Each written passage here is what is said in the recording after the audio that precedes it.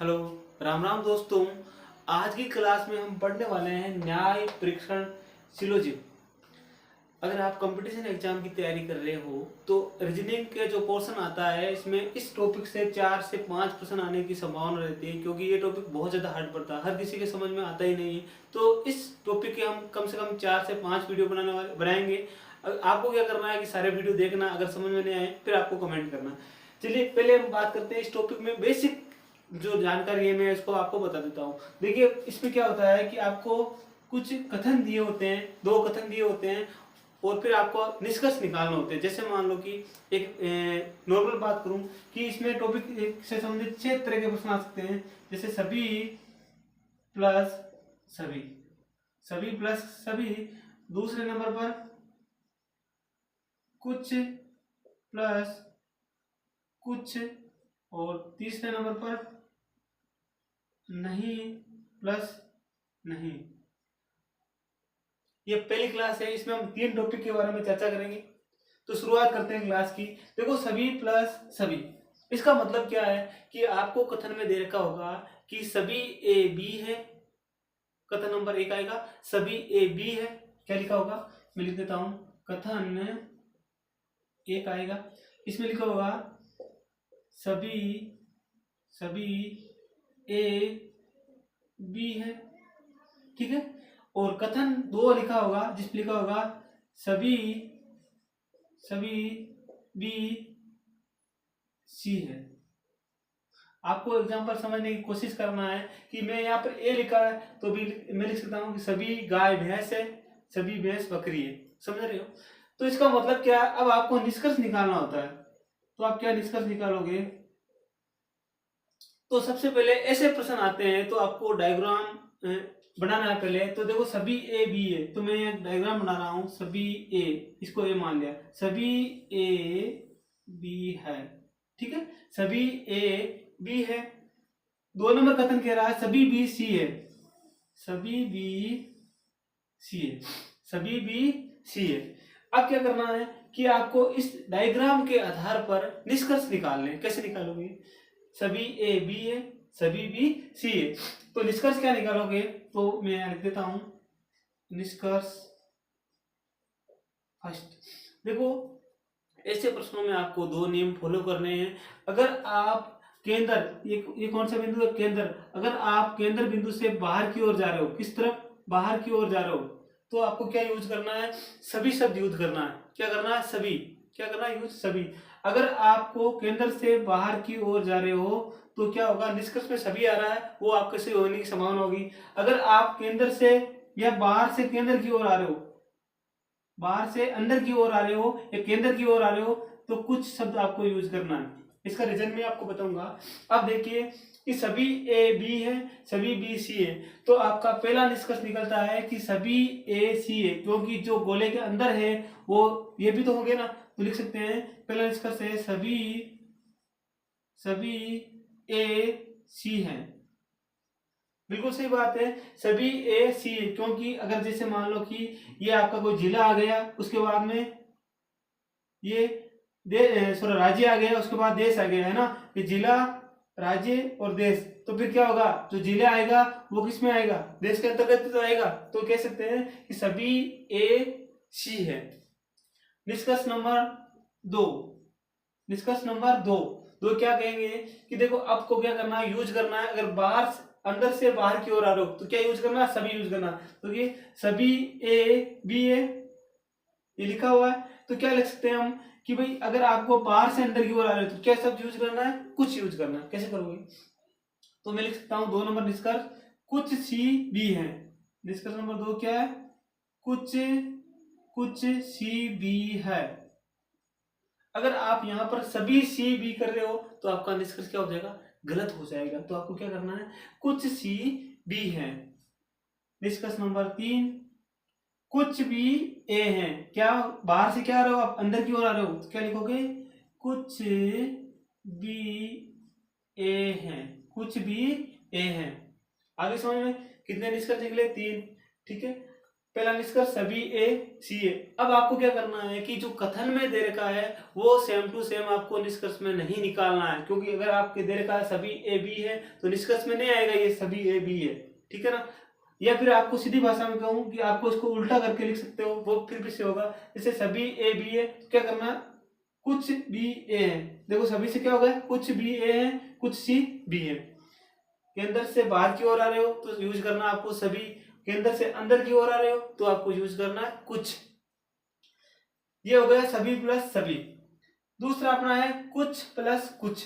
तो मैं इसको मिटा देता हूं, एक बार आप स्क्रीनशॉट ले लीजिए ताकि आपको समझ में आ जाएगा। देखिए जो अगर आपको इसका बेसिक कंप्लीट हो जाएगा तो सारे प्रश्न आपको समझ में आएगा। 6 तरह के प्रश्न इसमें पूछ सकते हैं, वो हम सारे लेंगे।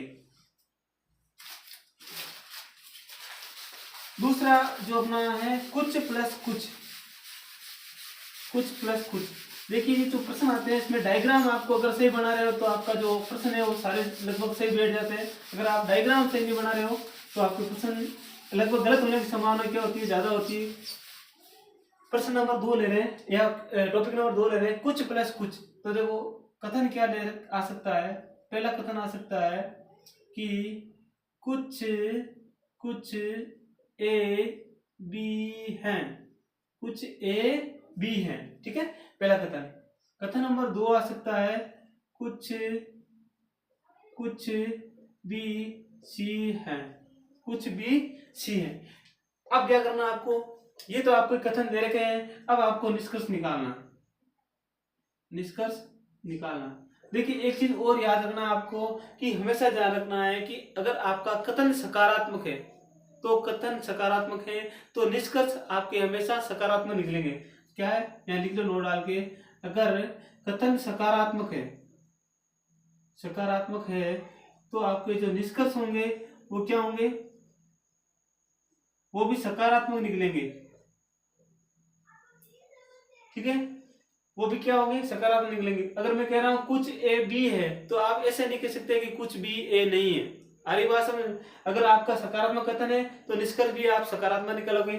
अगर आपका कथन नकारात्मक है, नकारात्मक है तो आपका निष्कर्ष भी क्या होगा, नकारात्मक ही निकलेगा। समझ में आ रही है, ये बात आपको ध्यान रखनी है। कथन सकारात्मक तो निष्कर्ष सकारात्मक, कथन नकारात्मक तो निष्कर्ष भी नकारात्मक निकलेगा। चलिए इसको लेते हैं। अब देखो कुछ ए बी है, कुछ ए बी है, तो आप क्या करना है, आपको डायग्राम बनाना है कि ये बना दिया कुछ, ये बना दिया कुछ, कुछ ए बी है, बिल्कुल सही बात है। कथन नंबर 2 क्या कह रहा है, कुछ बी सी है, तो कुछ बी सी है, कुछ ए बी है, कुछ बी सी है।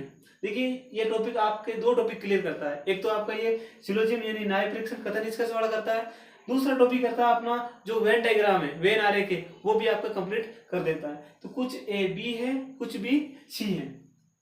अब आप निष्कर्ष क्या निकालोगे कि देखिए कुछ ए बी है तो आप इस प्रकार ऐसे बना सकते हो कि कुछ ए बी है, तो आप पहला निष्कर्ष निकाल सकते हो कि कुछ बी ए है, कुछ बी ए है। अब आप जैसे मान लो गलत कैसे होंगे, गलत ऐसा होगा कि अगर आप सभी ले लोगे, जैसे मान लो मैं कह रहा हूँ कि सभी बी ए है, तो आपका कथन जो निष्कर्ष है वो गलत हो रहा है। कुछ हो सकते हैं, ठीक है ना, कुछ है, कुछ बी ए है, कथन सॉरी निष्कर्ष नंबर 1। और निष्कर्ष नंबर 2 कुछ सी बी है, कुछ बी सी, कुछ सी बी है, तो लिख दो कुछ सी बी है।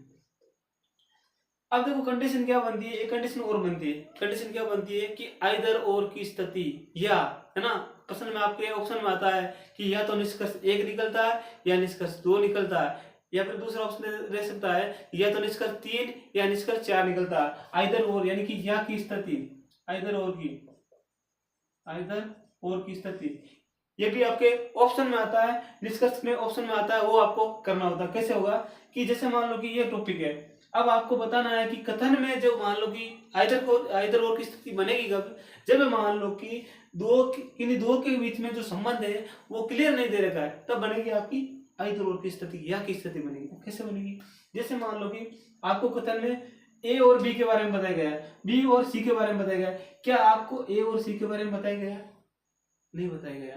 तो इस कंडीशन में आइदर और की स्थिति बनती है, यानी कथन में इन दोनों के बारे में बताया गया, इन दोनों के बारे में बताया गया, ठीक है ना। तो इन दोनों के बारे में, ए और सी के बारे में नहीं बताया गया, तो इस स्थिति में आइदर और की स्थिति बन सकती है। कैसे अब आपको क्या होगा कि आपको निष्कर्ष ये भी आता है, कैसा, निष्कर्ष नंबर 3 कि कुछ ए सी है। तो आप कहोगे भाई यहाँ पर तो कुछ ए सी नहीं है, कैसे हो सकता है। तो अगर आप कहोगे मैं डायग्राम इस प्रकार बनाऊंगा, वेन आरेख कैसा भी बन सकता है, ए बनाऊंगा, तो आप बोलोगे ए बी है, या फिर इस प्रकार बना दो आप, ये तो सी हो जाएंगे, ठीक है, इस प्रकार बना दो ए बी और सी। डायग्राम किस प्रकार में बन सकता है। अब आपको देखो कुछ ए बी है और यहाँ पर दे नहीं रखा है, तो डायग्राम तो हो सकता है ना। तो इस प्रकार स्थिति ऐसी कैसे बन सकती है कि कुछ ए सी है, ऐसे लिख दो कुछ ए सी है, कंफ्यूजन यहाँ से स्टार्ट हो गई, कुछ ए सी है। और डिस्कस नंबर 4 कोई ए सी नहीं है, कोई ए सी नहीं है।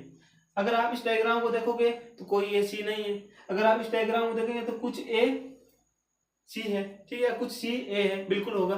तो कारण क्या है कि इन दोनों में से क्या होगा कि निश्चित रूप से एक आपका निष्कर्ष सही होगा, इन दोनों में से निश्चित रूप से एक निष्कर्ष सही होगा। इसका मतलब क्या है कि ऑप्शन नंबर आप क्या है, ऑप्शन में आएगा कैसे, ऐसा आएगा कि या तो लिखा होगा, या तो आपने ऑप्शन देखे होंगे कहीं, या तो निष्कर्ष 3 या 4 निकलता है। इसका मतलब क्या है कि निश्चित रूप से 3 और 4 में एक तो सही होगा। भाई सीधी सी बात है, अगर इस डायग्राम को ये सही नहीं होगा तो ये हो जाएगा, दोनों में एक को सही मानना पड़ेगा। तो आपका ये ना इस प्रकार ऑप्शन आए तो वो सही होता है। तो ऐसे प्रश्न भी बहुत ज्यादा घुमा के आते हैं, तो आपको क्या करना है, यार मतलब ये याद रखना है, ठीक है। इसका भी स्क्रीनशॉट ले लीजिए। देखिए अब मान लो कि समझ में नहीं आ रहा है तो कोई प्रॉब्लम वाली बात नहीं है, जितने भी ज्यादा से ज्यादा प्रश्न लेंगे तो आपकी जो भी प्रॉब्लम है सोल्यूशन हो जाएगा। तीसरा क्या है अपना, नहीं प्लस नहीं, 3 नंबर पे है नहीं प्लस नहीं। ज्यादातर जो टॉपिक में जो प्रश्न आते हैं वो आइदर और स्थिति वाले आते हैं, क्योंकि ये टॉपिक थोड़ा सा हार्ड बढ़ता है, हर किसी के समझ में आता नहीं है। तो आप जितनी भी मतलब जो सारी क्लासें हैं वो आपको कंटिन्यू लेनी है। तो वो नहीं प्लस नहीं, तो क्या होगा, प्रश्न लेता हूँ, कथन 1 कुछ, या फिर ऐसे लिख दो कोई ए बी नहीं है, ठीक है। और 2 नंबर लिख दो कोई बी सी नहीं है, कोई भी। दोस्तों अगर ये वीडियो आपको अच्छा लग रहा है तो आपको ज्यादा से ज्यादा शेयर करना अपने दोस्तों के साथ, ठीक है ना। क्लास आपकी कंटिन्यू रहेगी, बस आपका काम है शेयर करना, लाइक करना, चैनल को सब्सक्राइब करना, ठीक है। कोई ए बी नहीं है, कोई बी सी नहीं है। अब आपको क्या करना है, यहाँ पर नहीं है, यहाँ पर भी नहीं है, यहाँ पर भी नहीं। इसका मतलब क्या है कि ये प्लस मैंने लिख दिया, शॉर्टकट बना रखा है। आप देखते हैं तो कोई ए बी नहीं है, ये बना दिया ए, ये बना दिया बी, कोई ए बी नहीं है, अलग अलग बना दिया, कोई ए बी नहीं है, कोई बी सी नहीं है, कोई बी सी नहीं है, इस आपस में मना कर दिया। अब आप बताओ कि कोई ए बी नहीं है, कोई ए बी नहीं है, कोई बी सी नहीं है। ये आपका हो गया कथन के आधार पर हम इसको डायग्राम को बना रखा है। अब देखते हैं कि आपको निकालना है निष्कर्ष। निष्कर्ष निकालना है तो क्या करोगे कि भाई कोई ए बी नहीं है, तो क्या करोगे, तो आप ये भी कह सकते हो कि कोई ए बी नहीं है तो कोई बी ए नहीं, सीधी सी बात, उल्टा लिख सकते हो। तो पहला निष्कर्ष होगा कोई बी ए नहीं है, ठीक है। 2 नंबर निष्कर्ष क्या होगा, कोई बी सी नहीं है तो कोई सी बी नहीं है, ऐसे लिख सकते हो ना। तो